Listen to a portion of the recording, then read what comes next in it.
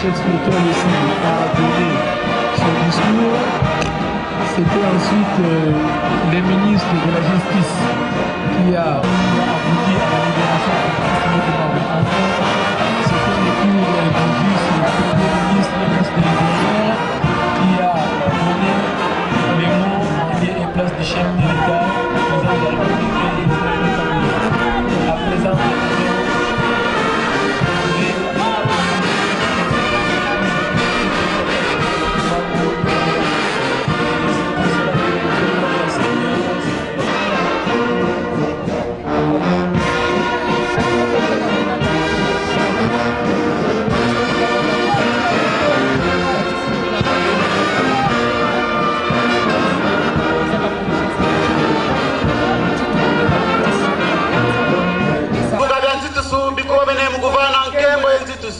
Ibudi yao data mfumandong tukulombele wa bakafulu yetangula nzitusu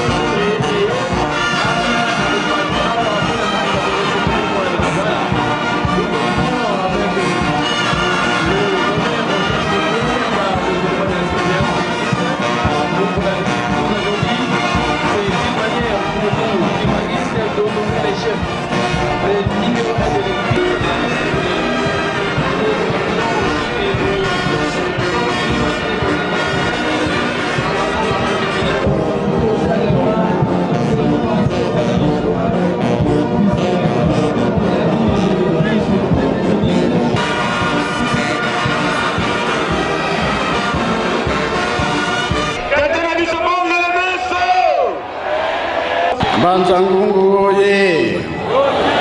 Banzangungu oye! Banzangungu oye!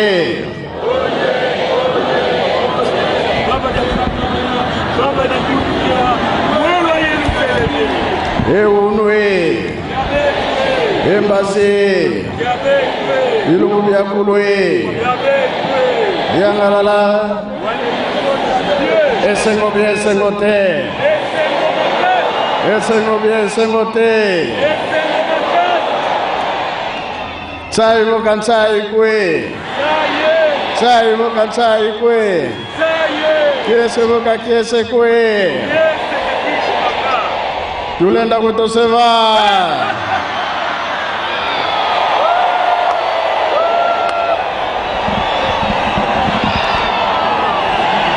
Minu libanda, minu libanda.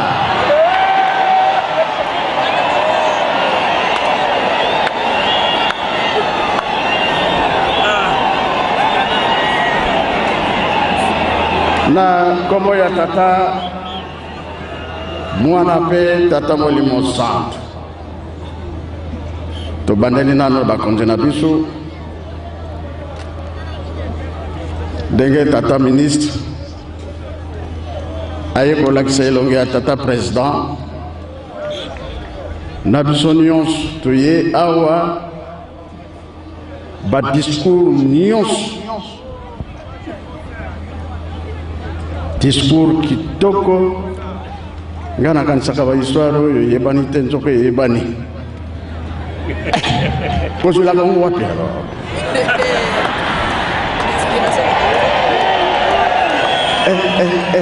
ngakituna kamwe oyo nyonso akolekaba vraiment makambo kitoko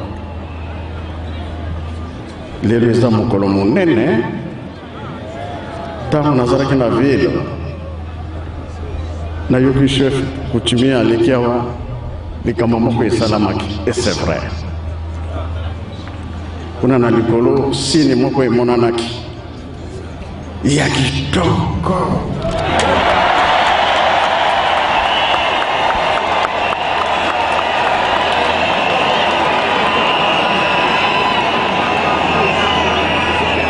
elakisi ete barapport nyonso si ekei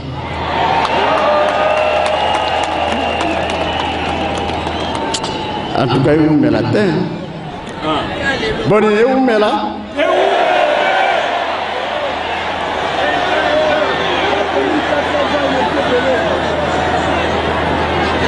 pamba te ndenge toyebeli histoire tata Simoki Mbangu bamemi awa na Banzangungu basambisi programme nene bazalaki nango oyo balingaki basala ke ye mpe akende boma ye alobi te ngai mokonzi na ngai aza kotinda ngai epai mosusu alors oyo bango balingaki basala ezwaki échec kino akendaki na Katanga kuna avandaki 30 ans tala nano likambo oyo monene monene kuna bayambi ye kitoko enfin banyokolaki ye mais ye mpe anyokolaki bango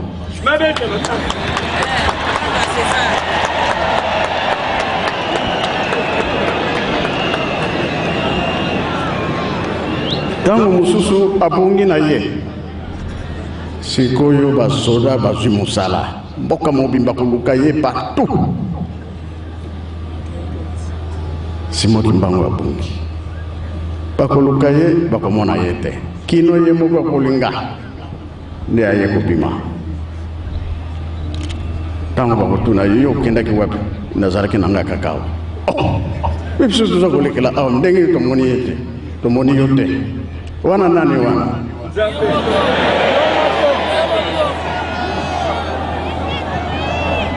alors elelo oyo tomoni likambo monene tata président Joseph Kabila Kabange oyo asaleli biso esengo bi esengo te bongo bino bolobi esengo makasi tokofuta ye nini tozana eloko ya kopesa ye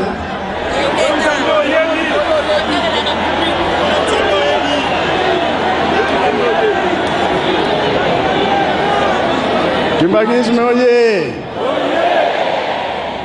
bino bolobi nga moko nayebi naloba moninga ya malamu na tango nini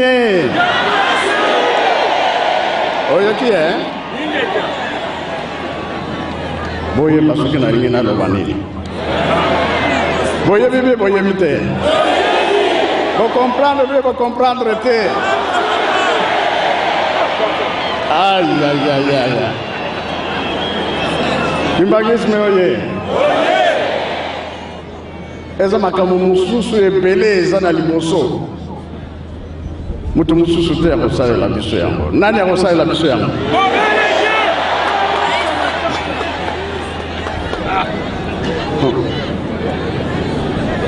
na famille soki oza na oncle kobanga te oncle wana kosalisa bino bongo bie bongo te elekeli ngai ye mpe aza mwana katanga aye kobimisa tata somo kimbango na boloko esengo mpe esengo te ebongo tokopesa ye nini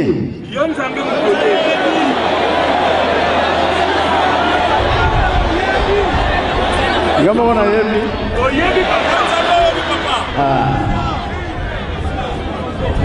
c'est vrai c'est vrai c'est vrai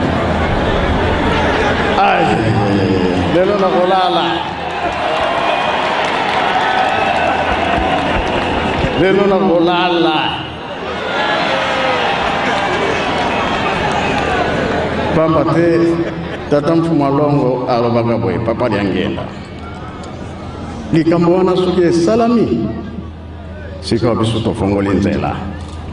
bayabi baya te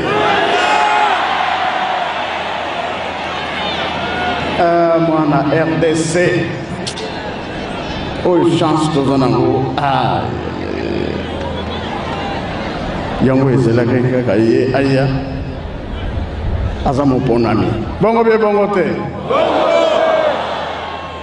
bongo biso tokonéglige euta na motema ezouta na motema oyo ya bino ezouta na motema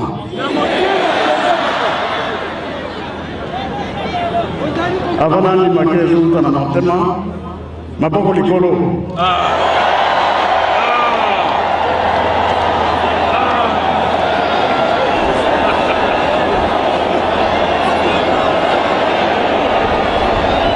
merci tomoni merci vraiment papa te tozana eloko ya kopesa ye te kaka mapamboli nzambe asunga ye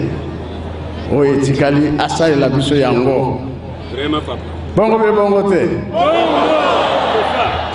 nani ayebaka pesa nanu mikanda oyo bapesi ngai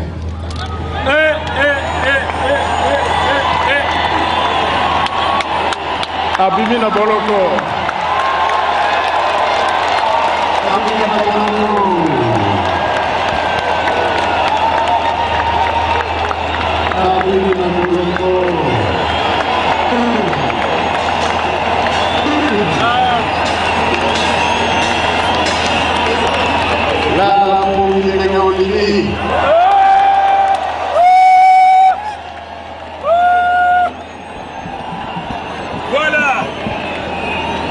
na lupango apesi biso mikanda yango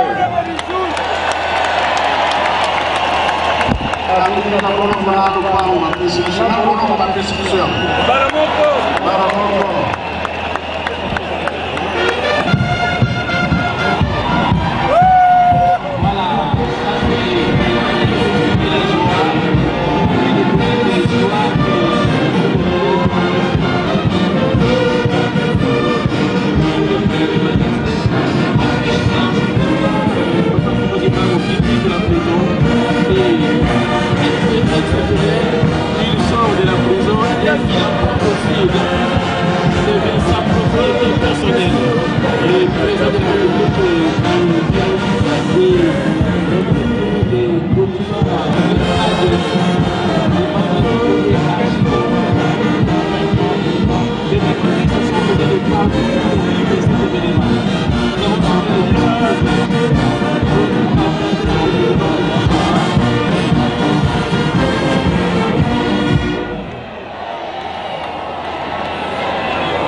Mwena mema yezate kasi awa tuko mema ye tina nkamba Kimagizme oye biso nyonso tozali atoko mema ye tokokoka be tokokoka te bato oyo baza milai na liboso biso ya mokuse na nsima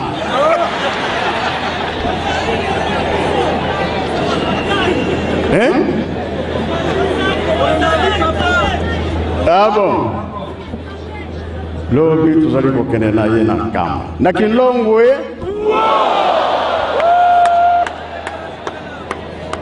na yango tobosani ata likambo moko te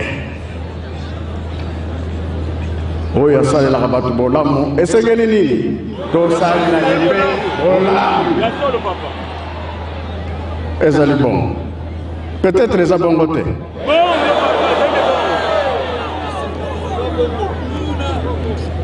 donc ya bikisi mokili mobimba ndenge toyoki awa soki tata ministre alekaki awa so papa gouverneur baokaka balekaki awa Afrique, États-Unis, Europe, Asie, Océanie. Atangaki be atangaki te. Olandaki be olandaki. Aye kona mokili mobimba. Polere leki. Ngana lobaka mingi lere leki.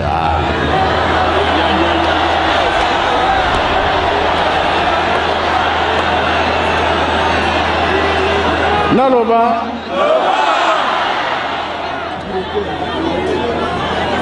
Tata Smoki Mbangu ayelaki mutu nyonso. Biso tomoni keto amoni pasi mpona kolakisa force na mokili ke ye azali mutu ya ndenge mosusu bongo bie bongo te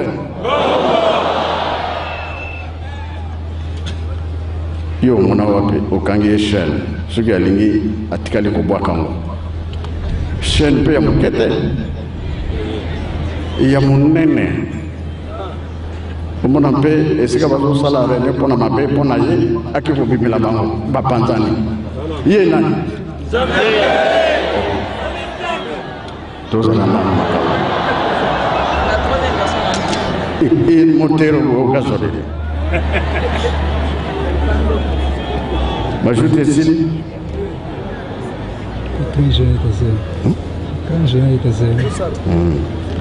na yango tosambela mingi oyo tomoni lelo ezatike toye kolekisa lere ya pamba toye kosala nde mosala mpona kokokisa liloba wana ya 21 bongo bie bongo te kasi Congo RDC, Congo Brazza, Congo Angola, oyebake makambo maye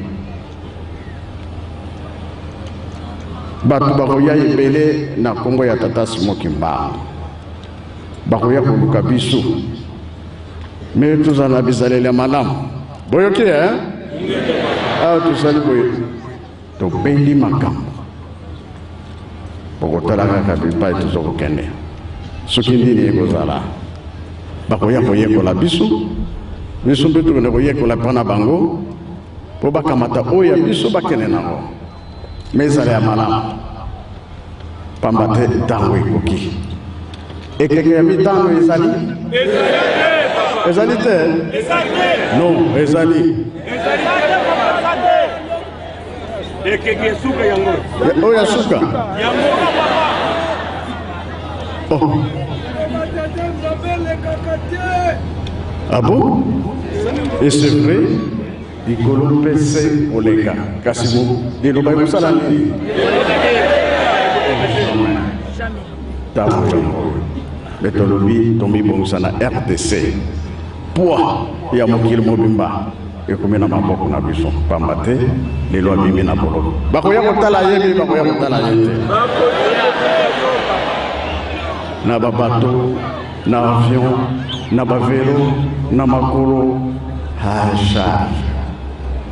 charge baya kotala na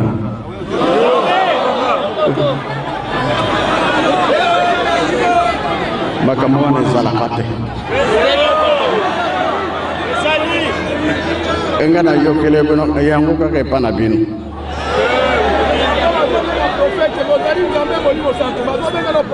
papa Kimbuta alobi yango ke Kinshasa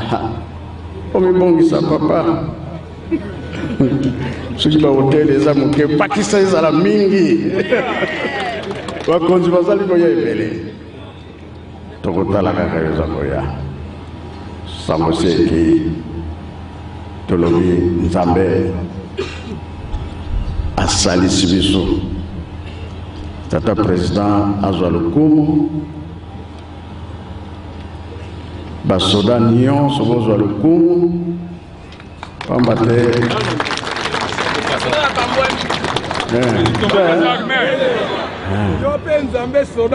oh oui mbutu moi nalalaka te eza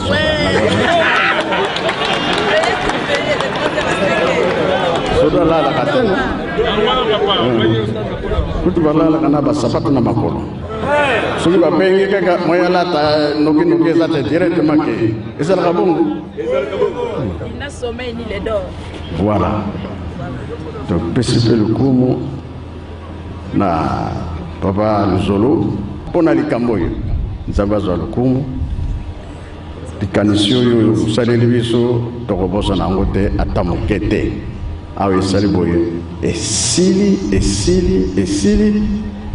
likambo ya tata Simon Kimbangu eke mosika yo moto mwindo naloba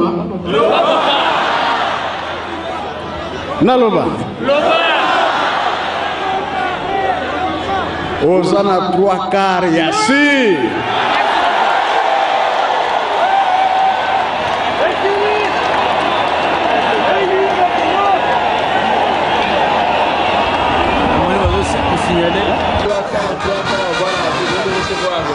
les assurances du numéro 1 du journalisme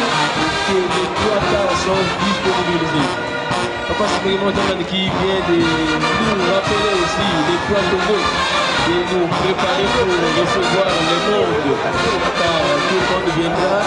pour voir où Papa Simon Kimbangu, à nous aussi de savoir comment le recevoir. C'est la fête qui continue avec cette animation de la fanfare Kimbanguiste. Papa Valérie, vous avez les micros. Merci papa Alpha, les amis c'est pour la mokolo malelo pour la koloba ete le 2 octobre 1921 ezalaki likambo ya pasi na komiokola papa Simon Kimbangu mais lelo nzoka ya memelaki biso na Kongo le papa Simon Kimbangu tangana ya biso le 3 octobre sino kunene pamba te ntango ekoki lelo mpe esili na elunda esila wana lutukundu zaleli esengo pamba te 3 quarts biso balakaki biso lelo ozalaka mosili sikosi humanisme oye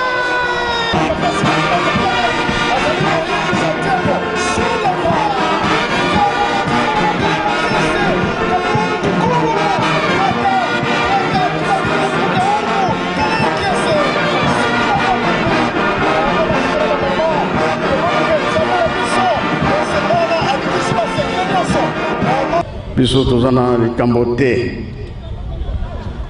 bino boyaki komona pasi mpona biso boyaki mpona biso bato ya masumu limbisa biso na mabe oyo tosalaka libunga nyonso ezali masumu tokolula tokokanisa tokomona tokoyoka elobeli na biso kosimba na maboko ezali lisumu tikete bambange ya se ya likolo bolimbisa biso bozongisa biso na motema na bino banzambe na biso tala volonté oyo monani kati na biso na likambo monene tata président asaleli biso toza na eloko ya kopesa ye te kasi oyebi ndenge bobongiselaka oyo asalaka mosala ya kitoko bakaniselaka ye bino bokanisela ye ya mingi esika biso tozotelemela bino boyebi yango salisa gouvernement nyonso salisa bango oyo bati maboko na likambo na yo tata nzambe kolo yesu tata molimo santo salisa mutu nyonso oyo ya ye awa abima pamba te na mboka ya Mbanza-Ngungu esika ne avandaka esika oyo asalaka misala bisika nyonso totambolaka kobosana biso bana na bino te moko kanisela biso pasi eleki mingi ezala na bafamille ezala na bandako ezala ndenge tovandelaka moko na ndako batata bamama bana bankoko sunga biso nyonso lelo yo makambo mingi tosengi awa topesa yango na maboko ya yo tata molimo santo bino bapapa bolobaka yango ke likambo yango soki esalami biso tofongoli nzela libela bofongola biso kimia ya kati na mokili mobimba kimia ya na Afrika mikili nyonso toza kolela kaka yo oyo akopesa kimia nde yango tosengi na kombo tata mwana pe tata molimo santo amen.